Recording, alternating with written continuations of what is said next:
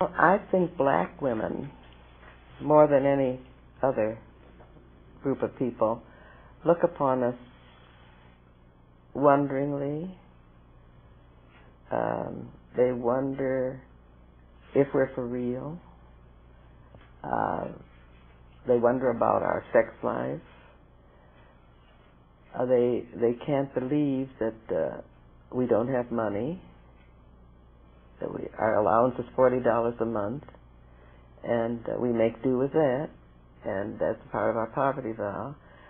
But I think that probably we get the most skepticism from black women.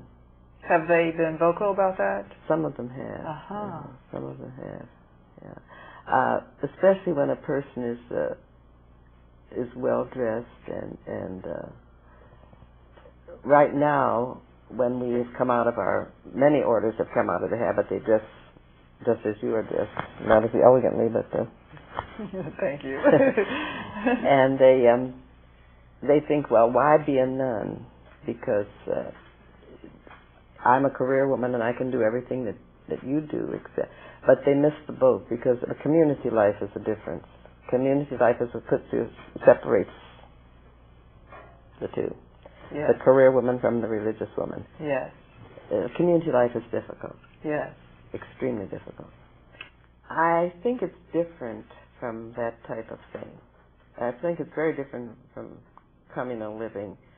I've never lived any other type of community life, but I say it's difficult because of personality. You know, all these women together, and some like it hot and some like it cold, and some like the window up, some like it down, and there's always somebody to rub you. But in Christian charity, you love all of these people, and you really do sincerely love them. They become, closer than your own blood sisters. But you could just kill them, I mean, there's somebody in chapel who likes to pray along with the priest, sub-vocally, and I said, I'll just kill her, But that's community living. You never get away from this. Yes. You never get away from it. So that's why so many sisters have opted to live alone. So you're saying that the religious aspect of community life is what makes you more compassionate and understanding and more, I don't like the word tolerant so much, but yeah, tolerant. Yes, tolerant. Mm-hmm. Okay. All right. And then you just, hopefully as you grow older, you get more tolerant. Mm-hmm. And you use this as a vehicle, as it were, to reach sanctity. If you hope that we lost a sister this morning. Oh, really? Yes. When the men drove up, there was a police car, I think, in the driveway because she died in her sleep, and she had a cataract removed yesterday. Oh, wow. Sister Crescentia Proctor was on her way up this morning to get her to take her into the doctor to get the patch removed. Wow. And the nurse found her dead. And now, how old she didn't was live she? here. She must be about 70. Uh-huh. She was very active, a beautiful woman. And when Sister Annette went to the podium this morning and announced it, right after Mass, she said, pray for the happy repose of soul of Sister Claire. We sobbed. Yes. We loved her. Yes. I don't think she has an enemy in the world. I mean, yes. I can imagine the chapel will be filled because she was a little, sweet, little, humble, make no waves person, Yes, of course. And just a delightful person. Not a effervescent, but fun. And a good woman, a very good woman who lived her rule. And I remember one time I was in office and we asked her, would she please take care of the novices? That was something she had been a teacher. Mother, if you want me to, or sister, if you want me to. She was that type of person, very obedient, a lovely person. So these are the bonds that happen. The bonding is really terrific. Your order is your family. It's not analogous to a real natural family, but there is something there. Oh, yes. Among the sisters. There's right. a real love. I do have a television, which I turn on from 6 to probably 7:30 or 8. I have some really pet programs. I might surprise you, but I love Seinfeld. No, that's and good. I love every one of his reruns. Some of them are risque, and I don't have to listen to that.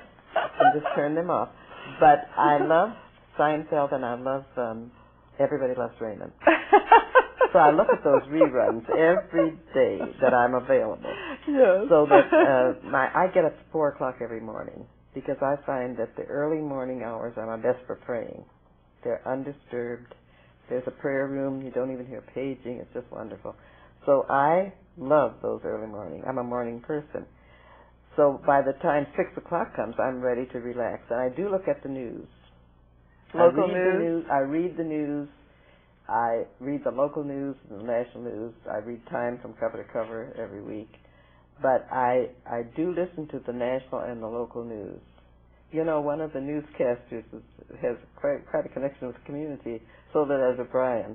Yes. Soledad's mother was one of our alumni. Oh, too, really? Yes, she's a Cuban, and I've known Zoe since she was born, you know. So one day, I didn't know she was newscasting. I was looking at television, and I saw this Soledad O'Brien. I said, Zoe. So I called Estelle up, and I said, I just saw Zoe. She was pleased that I had seen it. But, you know, it's nice to have these connections. Absolutely. It's so beautiful that we've had alumni write back to us, and the head of a department of the University of Tennessee, and But I got this is all window dressing. I got my education with the outlets. And that just, you know, it makes you feel that it's worth the price, worth whatever it has cost us. You know.